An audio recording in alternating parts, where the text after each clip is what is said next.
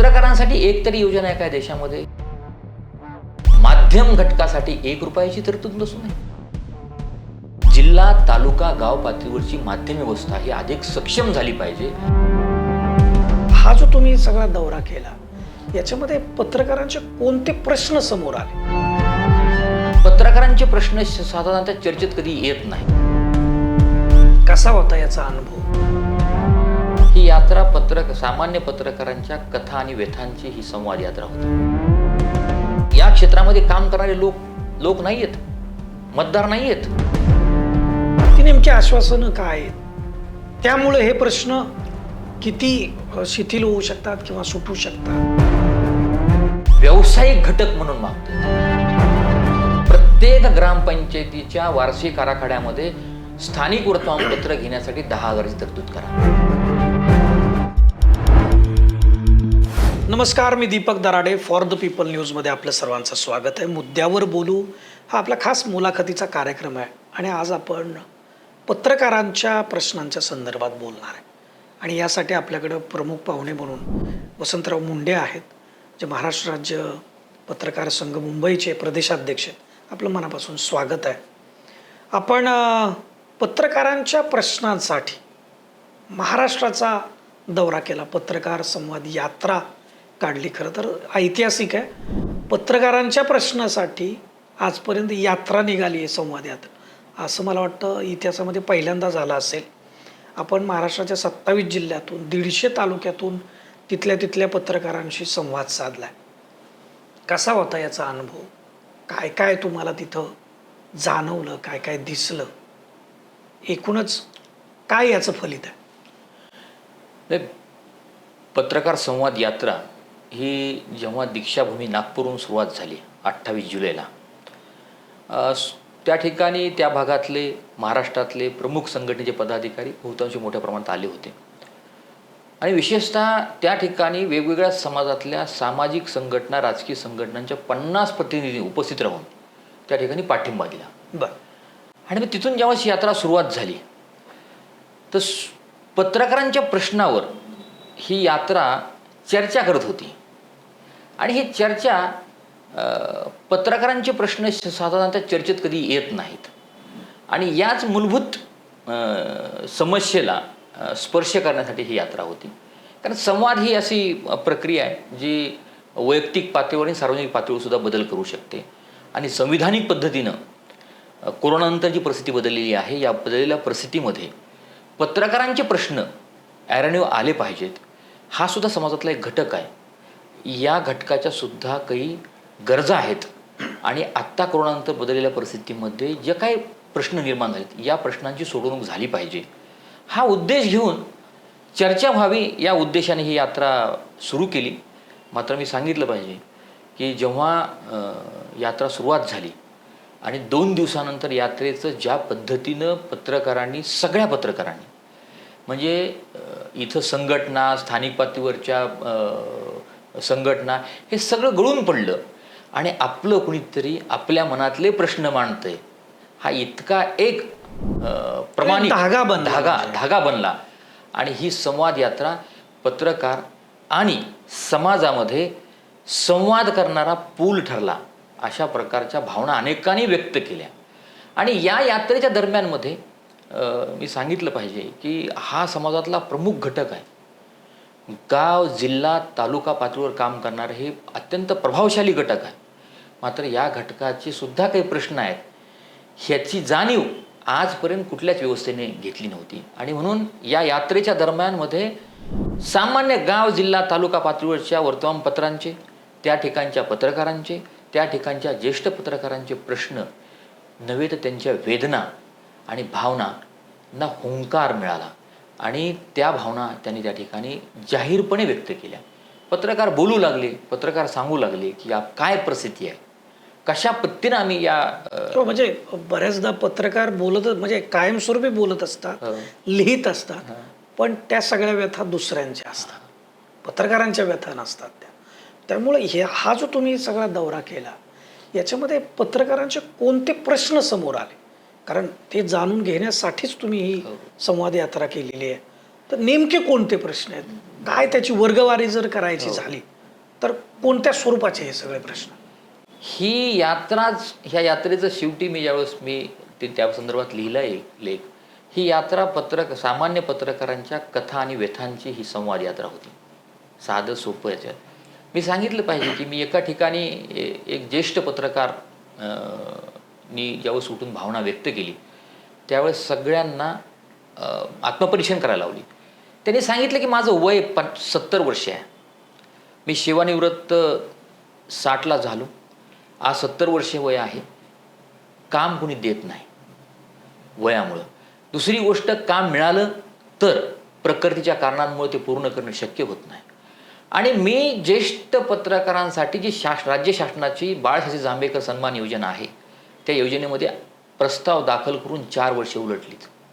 प्रस्ताव त्रुट्यांमध्ये आहे, कुणी काम देत नाही आणि सरकारकडनं जी अपेक्षा आहे, जी योजना आहे त्या योजनेमध्ये प्रस्ताव मंजूर व्हावा आणि महिन्याला 20,000 रुपये दवाखान्याचं वगैरे भागण्यासाठी मिळावेत या आशेवर 4 वर्षे उलटलीत, तरी प्रस्ताव मंजूर होत नाही, त्रुट्यांमध्ये प्रस्ताव ठेवला जातो. आता प्रामाणिकपणे या क्षेत्रामध्ये आयुष्यभर काम केल्यानंतर आयुष्याच्या उत्तरार्धामध्ये जर ही परिस्थिती प्रामाणिकपणे काम करणाऱ्या पत्रकाराच्या येत असेल तर जगावं का मरावं अशा प्रकारचा प्रश्न जेव्हा त्यांनी पत्रकारपाशी 100-150 पत्रकारांच्या समोर उपस्थित केला त्यावेळेस या क्षेत्रातली विदारकता ही लक्षात येते. आणि ज्यांच्याकडे बघून आमच्यासारखे असतील किंवा आणखी नवी पिढी असेल, ज्यांचा प्रामाणिकपणेचा आदर्श समोर ठेवून जी माणसं या क्षेत्रात काम करतात त्या माणसांच्या समोर जेव्हा असा प्रश्न निर्माण होतो त्यावेळेस या क्षेत्रात काय म्हणजे कशा पद्धतीने लोकांना कुठल्या समस्यांना सामोरं जावं लागतं याचं हे जुनं. दुसरा एक, जळगावमध्ये 100-200 पत्रकारांच्या पत्रकार परिषदेमध्ये त्या ठिकाणी एका तरुण पत्रकाराने TV चॅनलच्या किशोर पाटील नावाचे, त्या नाव बी त्यांचं सांगतो, त्यांनी पत्रकाराचं जगणं काय आहे याच्यावर एक कविता ज्यावेळेस सादर केली 4 पंक्तीची, त्यावेळेस त्या ठिकाणी बसलेल्या प्रत्येकाच्या डोळे पाणावले. म्हणजे पत्रकार समाजाला ज्या पद्धतीने दिसतो तसा नसतो हे या यात्रेतनं समोर आलं. आणि मग लोक म्हणू लागले की नाही यार, पत्रकारांचे प्रश्न आहेत, त्यांच्या प्रश्नांकडे आपण बघतच नाही आहेत. आणि सरकार देतं काय पत्रकारांना? सरकार कुठलीच योजना सरकारची पत्रकारांसाठी आहे का? नाही आहे. सगळ्या घटकांसाठी योजना आहेत, पण पत्रकारांसाठी एक योजना आहे का? नाही आहे. मग पत्रकार समाजातला घटक आहे का नाही हाही प्रश्न या निमित्ताने उपस्थित झाला. आणि म्हणून या यात्रेच्या दरम्यान लोकांनी आपल्या प्रश्नांवर व्यक्त व्हायला सुरुवात केली, आपल्या कथा व्यथा मांडायला सुरुवात केली. आणि ती यात्रा मला वाटतं की त्या ठिकाणी सफल झाली. आपल्या वेदना ज्यावेळेस आपण बोलायला लागतो त्यावेळेस मग त्याची दखल कोणतरी घेतं. म्हणजे डॉक्टरकडं सुद्धा आपण गेल्यानंतर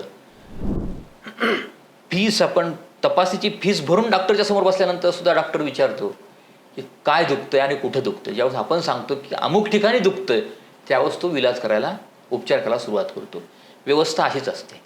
व्यवस्थेसमोर तुम्ही जोपर्यंत सांगत नाहीत, कारण पत्रकार हा घटक असा आहे की हा घटक लोकांचे प्रश्न मांडतो, लोकांच्या समस्या मांडतो, त्यासाठी प्रसंगी व्यवस्थेशी भिडतो, मोठ्या मोठ्या हस्तींबरोबर लढतो. पण आपलं ध्येय काय आहे तर सामान्य माणसाला न्याय मिळाला पाहिजे, त्यासाठी पत्रकार भांडतो. मात्र आपले दुःख, आपल्या वेदना कधीच तो सांगत नाही. त्याचं साधं उदाहरण सांगायचं झालं तर जो आपला बूट पॉलिश करणारा बंधू असतो तो अनेकांचे बूट पॉलिश चकचकीत करतो, पण त्याची चप्पल मात्र फाटकी असते. बरोबर. हीच पत्रकाराची अवस्था. हे चित्र महाराष्ट्र, हे पूर्ण महाराष्ट्रभर. त्याचं कारण आहे की आज ग्रामीण आणि शहरी वर्गाचं जर वर्गीकरण करायचं झालं पत्रकारांचं काय फरक दिसतो? नाही, शहरी आणि ग्रामीणचा असा काही फरक नाही, तो आपल्याला वाटतो. कारण पगारावर असणारा वर्ग किती आहे, म्हणजे जो वर्तमानपत्रामध्ये असेल किंवा इलेक्ट्रॉनिक मीडियामध्ये असेल तो पगारावर काम करणारा वर्ग किती आहे तो फार लिमिटेड आहे. आज राज्याच्या प्रमुखापासून ते गावातल्या सामान्य माणसापर्यंत ही गोष्ट माहीत आहे, व्यवस्थितल्या सगळ्यांना माहीत आहे की पत्रकार आता मानधनावर आहेत. ते बी नाममात्र मानधन आहे. पण पत्रकार कुणीही होऊ शकतो का?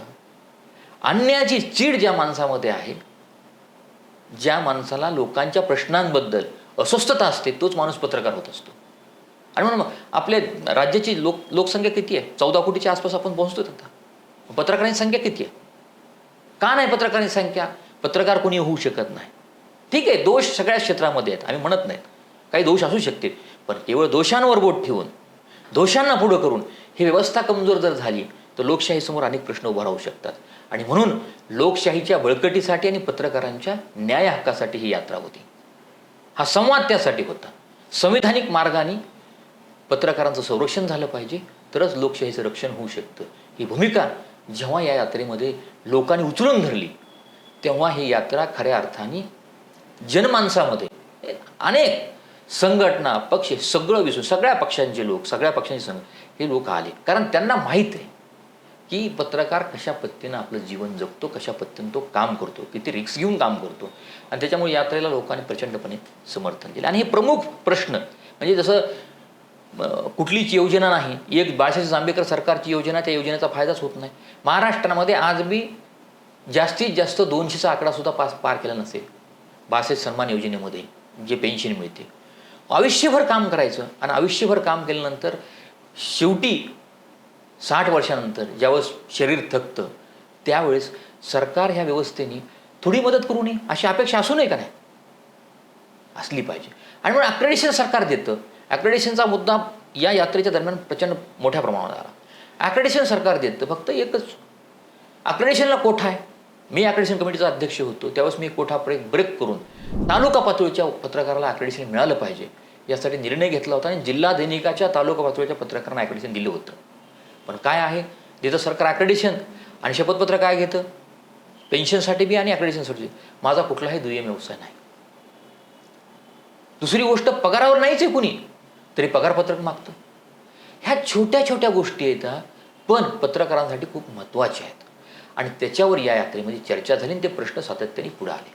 सरकार सगळ्या घटकांना न्याय देतंय. सरकारने किती योजना काढल्या? आता अनेक योजना काढल्या, पण पत्रकारांसाठी एक तरी योजना आहे काय देशामध्ये? अजिबात नाही. आणि म्हणून मी अनेक ठिकाणी हा प्रश्न उपस्थित केला. जे कुणी पत्रकारांच्या बाबतीमध्ये बोलत आहे, केंद्र सरकार, राज्य सरकार दरवर्षी अर्थसंकल्प जाहीर करतं. काही हजार कोटींचा अर्थसंकल्प असतो.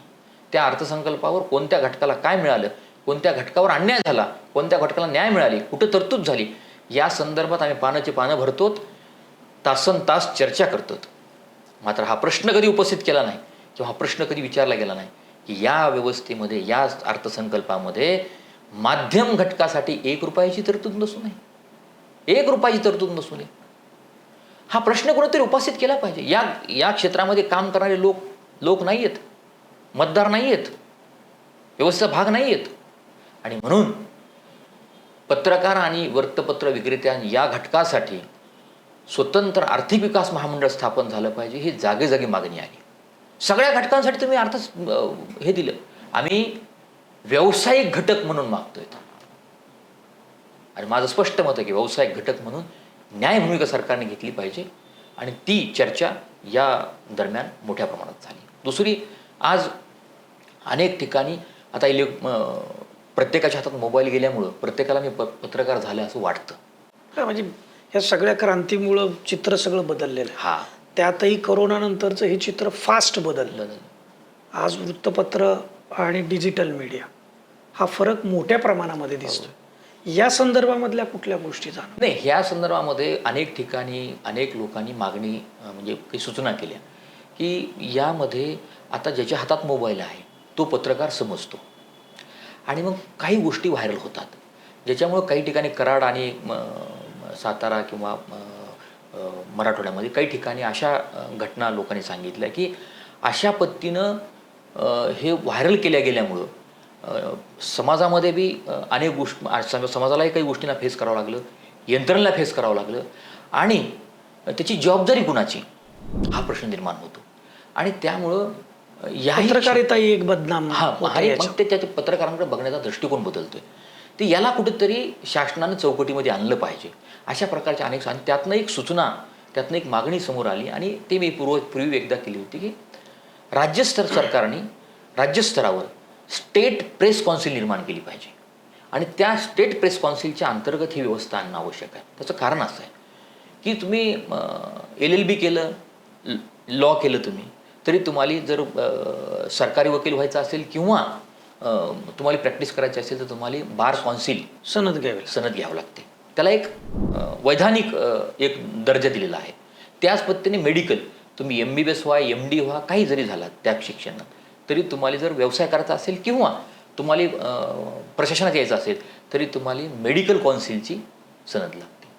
याच धर्तीवर या क्षेत्राला एका व्यवस्थेमध्ये आणण्यासाठी स्टेट प्रेस कौन्सिल निर्माण केली आणि त्या अंतर्गत ही व्यवस्था जर आणली तर ह्याच्यामध्ये बऱ्यापैकी आणि मग त्या अंतर्गत जी गणना म्हणजे पत्रकार कोण हा एक जो विषय सातत्याने चर्चेमध्ये आणला जातो येतो तर मग त्या स्टेट प्रेस कौन्सिल अंतर्गत जर ही व्यवस्था आली तर सरकारला सुद्धा या घटकासाठी योजना राबवणं या घटकासाठी काही सुविधा देणं हे सोयीचं होईल आणि समाजामध्ये आणि त्याचीसुद्धा जो काम करणार आहे त्याला सुद्धा काहीतरी आपल्यावर कोणीतरी वॉच आहे, आपल्याला काहीतरी जबाबदारी आहे, जबाबदारी फिक्स केली असं वाटेल. जबाबदारी फिक्स केली असं वाटेल आणि त्या काळापरत्वे या गोष्टी करणं आवश्यक आहे आणि ते करावं लागेल. आज कुणाला वाटेल अथवा न वाटेल पण भविष्यामध्ये या गोष्टीचा सरकारने विचार करावा लागेल आणि सरकार त्या दृष्टीकोनातून पावले उचलेल असं मला वाटतं. ही यात्रा तर फार प्रश्न समजून घेणारी झालेली आहे पण यात्रेच्या समारोपावेळी महाराष्ट्र सरकारचे 2 प्रतिनिधी म्हणजे सरकारमधले मंत्री त्या ठिकाणी आले होते. त्यांनी काय आश्वासनं दिलेली आहेत, ती नेमकी आश्वासनं काय आहेत, त्यामुळे हे प्रश्न किती शिथिल होऊ शकतात किंवा सुटू शकतात, काय होऊ शकतं? नाही, मूळ ही यात्रा सुरू झाली, यात्रेची प्रचंड प्रमाणात चर्चा झाली, सरकारने दखल घेतली आणि त्या दिवशी मुख्यमंत्री आणि दोन्ही उपमुख्यमंत्री हे उपस्थित राहणार होते समारोपाला. मात्र त्याच दिवशी त्यांना दिल्लीला जाणं आवश्यक असल्यामुळे त्यांनी माननीय ज्येष्ठ मंत्री चंद्रकांतदादा पाटील आणि मुंबईचे पालकमंत्री मंगलप्रभात लोढा यांना त्यांनी पाठवलं होतं. त्यांनी सगळं त्या ठिकाणी थांबून राज्यभरातून जे लोक आले होते, पत्रकार आले होते, या पत्रकारांचं म्हणणं ऐकून घेतलं, त्यातली भूमिका ऐकून घेतली, समजून घेतली आणि त्यावर त्यांनी त्या ठिकाणी बोलले सुद्धा. आणि ही यात्राच मुळात यासाठी होती. ही यात्रेचा मुख्य उद्देश जो आहे पत्रकारांचे प्रश्न समजून घेणं, ते सरकारसमोर प्रभावीपणे मांडणं आणि त्यातनं सोल्युशनसुद्धा देणं. कारण जिल्हा तालुका गाव पातळीवरची माध्यम व्यवस्था ही अधिक सक्षम झाली पाहिजे ही आमची भूमिका आहे. ज्या ज्या देशामध्ये माध्यम व्यवस्था सक्षम आहे, आर्थिक पातळीवर सामाजिक पातळीवर सक्षम आहे, त्या देशामध्ये लोकशाही अधिक चांगल्या पद्धतीनं लोकशाहीचे फायदा सामान्य माणसाला होतो, तिथली व्यवस्था अधिक सक्षमपणे काम करते. आणि म्हणून ही तालुका जिल्हा पातळीवरची वर्तमानपत्र ही व्यवस्था जी आहे ही सक्षम झाली पाहिजे. कारण आज कोरोनानंतर वर्तमानपत्रांची काय परिस्थिती निर्माण झालेली आहे, कठीण परिस्थिती आहे. म्हणजे अनेकांनी आपले प्रकाशनं बंद केले, आता जे काही काढतायत ते सुद्धा फार अडचणीमध्ये काढतायत आणि त्यामुळे त्या क्षेत्रामध्ये त्या ठिकाणी काम करणाऱ्या लोकांच्या रोजगाराचं स्थैर्य पूर्णपणे गेलेलं आहे. तर याला तुम्ही सोल्युशन म्हणजे सोल्युशन यासाठी आम्ही तुम्हाला काय वाटतं? आम्ही आमची जी मागणी होती, आमची जी मागणी आहे ती मागणी हीच आहे की राज्य सरकार, पहिली आमची राज्य सरकारकडे ही मागणी आहे की राज्य सरकार दरवर्षी ग्रामपंचायतींना वार्षिक आराखडामध्ये गाव तिथं ग्रंथालय यासाठी अनुदान देतं, त्याचे पैसे तरतूद आहे. त्या अंतर्गत गाव तिथं ग्रंथालय ही योजना सरकारचं धोरण आहे पण ते अंमलबजावणी होत नाही. म्हणून आम्ही मागणी केलेली आहे की गाव तिथं ग्रंथालय या योजनेअंतर्गत प्रत्येक ग्रामपंचायतीच्या वार्षिक आराखड्यामध्ये स्थानिक वर्तमानपत्र घेण्यासाठी 10,000ची तरतूद करा. ती तत्वता त्या दिवशी मान्य केली. नंबर 2, त्या दिवशी मंगलप्रभात लोढा हे स्किल डेव्हलपमेंट मिनिस्टर आहेत. त्यांनी सांगितलं की ही तर मागणी ग्रामपंचायती मागणी तर आम्ही मान्य करणार, सरकार मान्यच करणार आहे, त्याच्यात काही दुमत नाही.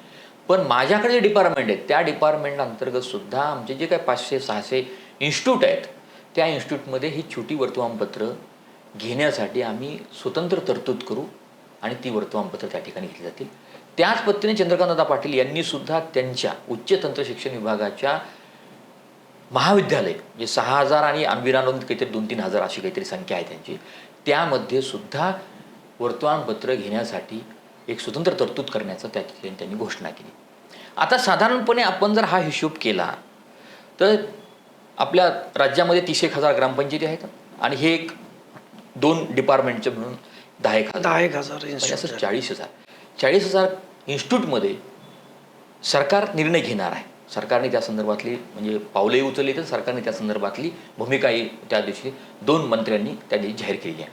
त्यामुळं महाराष्ट्रामध्ये या संवादामध्ये बघा किती ताकद आहे.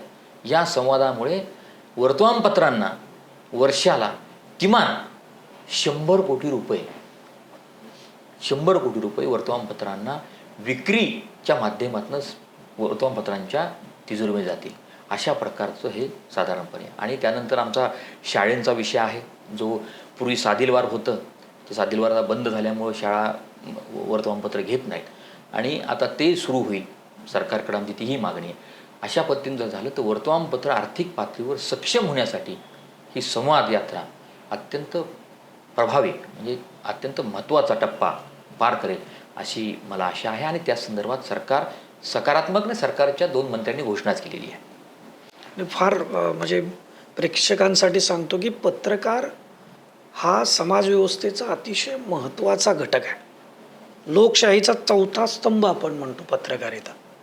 आणि ज्यावेळेस निरपेक्ष पत्रकारितेची अपेक्षा आहे ती तेव्हाच पूर्ण होऊ शकते ज्यावेळी तो पत्रकार त्याचं कुटुंब हे सक्षमपणे जगू शकेल.